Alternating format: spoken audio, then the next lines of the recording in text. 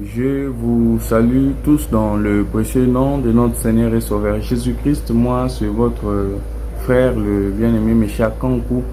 Et aujourd'hui, nous allons un peu aborder un sujet qui est aussi vraiment très capital, très important par rapport à notre marche et à notre parcours étant enfant de Dieu, sur le pourquoi de toujours avoir cette obligation, c'est devoir de vérifier toujours si la chose déclarée par un ministre au devant de la chair, si la chose témoignée, interprétée, expliquée est conforme aux Écritures. Et avant d'aborder ce sujet, je vous invite ensemble que nous puissions d'abord dédier ces instants dans la main de notre Dieu. Ça sera une courte vidéo. Prions quand même. Prions au nom de Jésus-Christ.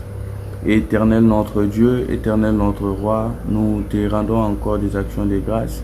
Laisse que maintenant ton esprit nous guide et que ce moment, Père éternel, de partage soit, Seigneur Jésus-Christ, bénéfique pour ton peuple que nous sommes, afin que là où il y avait le ténèbre, que ta lumière maintenant, au moins de ta parole, vienne régner dans nos vies, dans nos cœurs, dans tout ce qui est le nôtre, au nom de Jésus-Christ. Amen. Oui, nous avons dit tantôt au début que nous allons parler sur le pourquoi de vérifier les Écritures, de vérifier si la chose que un ministre ou une personne, même celui qui préside un culte, témoigne du haut de la chair, même celui qui prophétise, même celle qui peut prophétiser ou celle qui a un don de la prophétie, elle peut être homme ou comme femme dans le don. Si elle vient, elle prophétise, elle parle de choses par rapport à ta vie. Pourquoi nous avons toujours ce devoir ou cette obligation de vérifier? Car c'est vraiment important pour nous étant enfants de Dieu. Au moins des Écritures, nous allons les savoir. Premièrement, Proverbe 22, le verset 20 à 21 nous dit: n'ai-je pas pour toi mis tout par écrit? C'est-à-dire, Dieu a mis tout par écrit en ce qui nous concerne, nous enfants de Dieu. Faisons cette lecture rapidement. Proverbe 22, le chapitre 22, au verset 20 à 21. Je les lis rapidement, je suis en train de les chercher. Proverbe 22, le verset 20 à 21. Je les lis rapidement. N'ai-je pas déjà pour toi mis par écrit des conseils et des réflexions pour t'enseigner des choses sûres, des paroles vraies? Vous voyez que ici Dieu est en train déjà de le dire qu'il a déjà tout mis par écrit. C'est pour cela tu es censé, un peuple averti, c'est un peuple, même si la personne qui est au devant de toi, c'est celui qui t'a amené dans les choses de Dieu, même si c'est celui qui t'a baptisé, même s'il est ton père physiquement ou biologiquement, même s'il est ton frère, biologiquement, vous avez des liens parentaux ou quoi que ce soit, même si c'est ton mari, même si c'est ton fils, tu as le devoir, étant l'Église, de vérifier. Ici, les Écritures nous disent que n'ai-je pas mis par écrit, c'est par écrit, des choses pour t'enseigner, des choses sûres. Et vous allez voir, pour le deuxième pourquoi de la vérification, nous sommes dans Romains 3, le verset 4. Nous allons le lire rapidement, parce qu'il faut savoir une chose avant que nous faisons cette lecture. Dans les choses de Dieu, ce n'est pas les sentiments. Les sentiments de foi nous trompent. Les sentiments de foi, il est trompeur. C'est-à-dire, tu peux avoir un ressenti que la chose peut être vraie. Dans les choses de Dieu, c'est pas ainsi.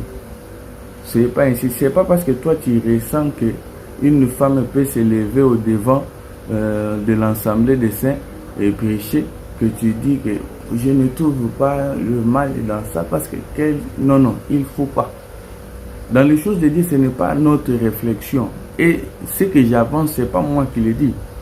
C'est Dieu lui-même qui le dit. Et nous allons le comprendre au moyen des Écritures. Que ça ne vient pas de moi, les choses de Dieu. Ça ne vient pas de lui, mais ça vient de Dieu lui-même. Pourquoi d'abord? Faisons cette lecture. Romains 3, le verset 4.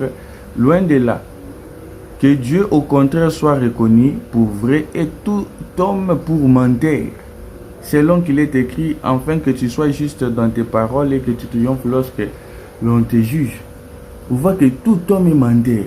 Selon la pensée biblique, tout homme est menteur. C'est-à-dire, comme je suis au devant de vous à travers cette vidéo, D'abord, premièrement, moi, humain, je suis un menteur. C'est-à-dire, humainement comme ça, je ne peux pas vous apporter la vérité par moi-même. Celui qui est vrai, c'est Dieu. Maintenant, pour que vous puissiez accepter et dire Amen à ce que j'avance, il faut que ça vienne de Dieu. Il faut que ça trouve un soubassement. C'est pour cela qu'il dit que tout, je l'ai mis par écrit. Même si quelqu'un avance quelque chose par prophétie, j'ai vu ceci. Même si tu vois aussi un songe de toi-même, c'est pas quelqu'un qui t'apporte un message ou une vision ou un songe. Non, même si c'est toi-même qui as rêvé cela. Mais si tu vois que c'est que tu rêves, et c'est qu'on avance, que tu puisses faire dans ces songes, ne se conforme pas à ce qui est écrit, ne le fais pas. Et Dieu est avec toi. Parce que ici, la Bible est reconnue que tout homme est menteur. Même celui qui t'a baptisé, c'est un menteur. Nous utilisons ces termes, ça paraît un peu dur à l'entendre. Même moi-même, je l'ai dit par rapport à moi-même ici. C'est dur d'entendre, mais nous le disons, il faut bien aiguiser votre entendement dans ce que nous disons.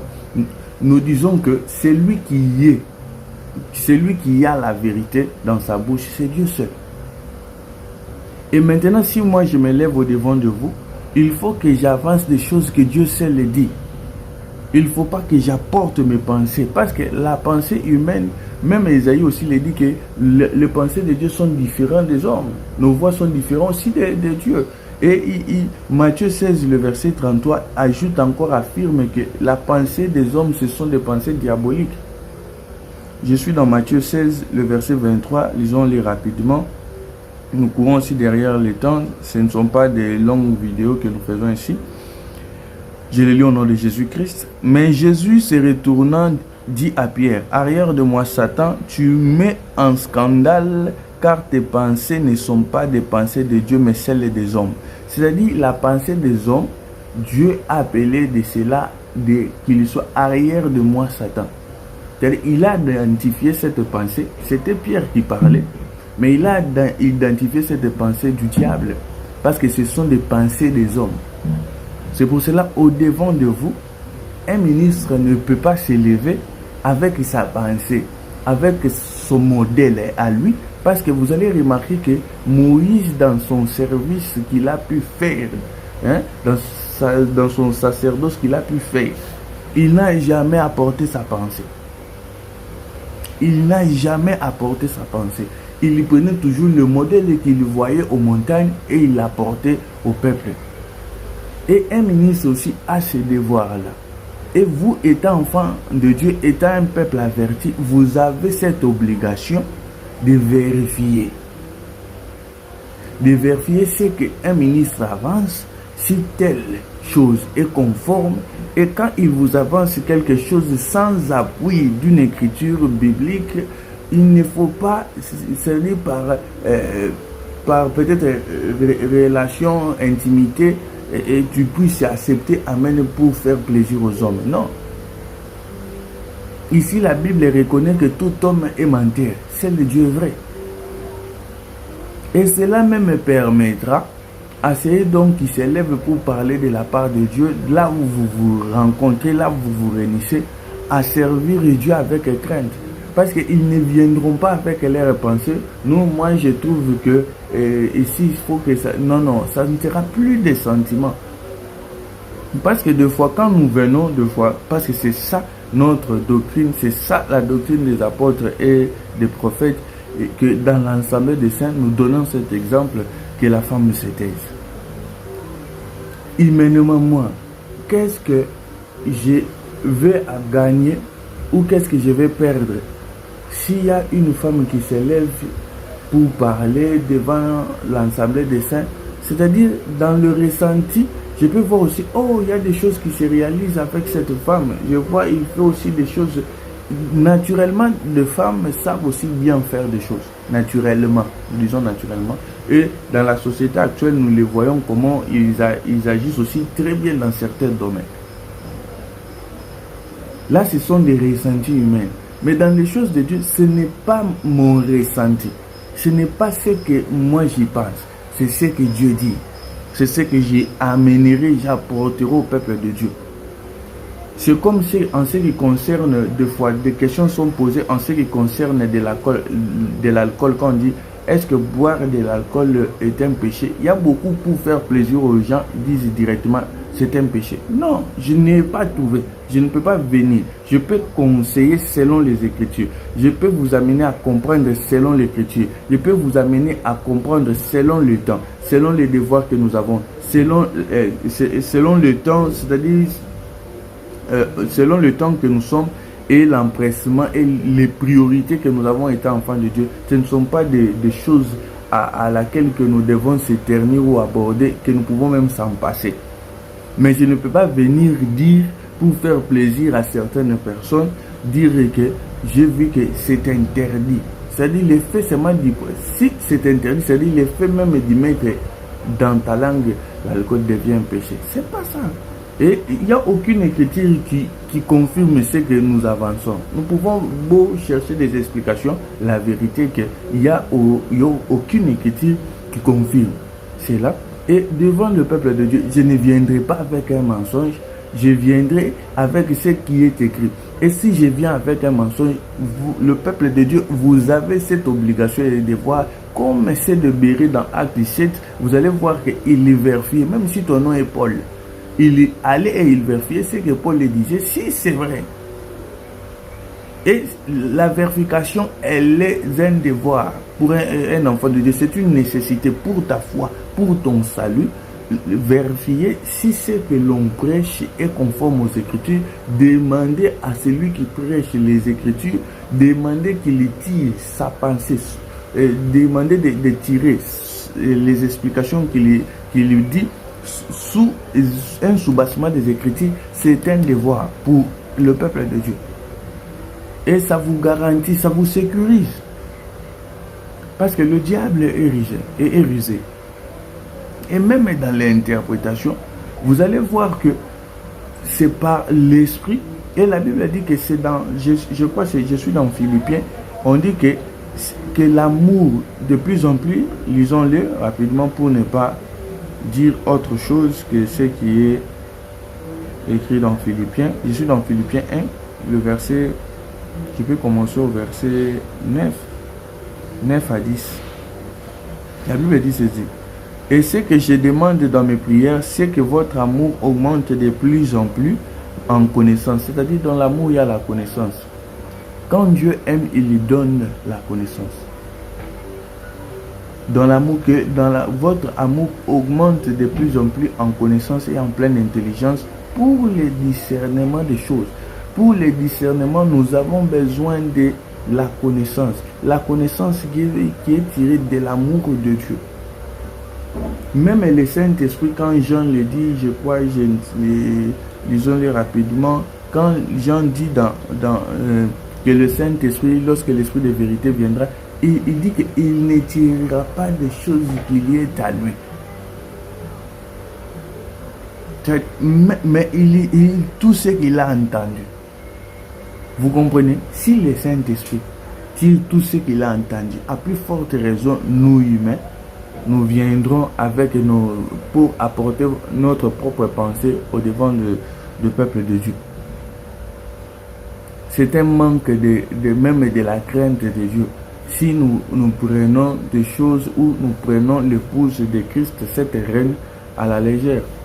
Parce que si le Dieu éternel a voulu et il s'est bien humilié en prenant ses corps physiques pour mourir à la croix pour cette épouse, nous sommes censés avoir cette conscience à craindre encore plus l'Éternel au devant du peuple de Dieu, de peur de dire n'importe quoi au devant de cette reine qui est l'épouse de Dieu.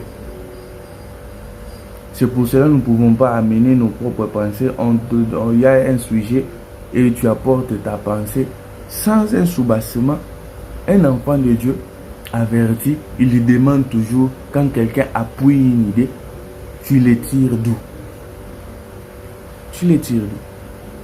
Car la parole de Dieu dit que les Écritures de Timothée 3,16, que les Écritures est utiles aussi pour convaincre. Il faut que ça nous convainc.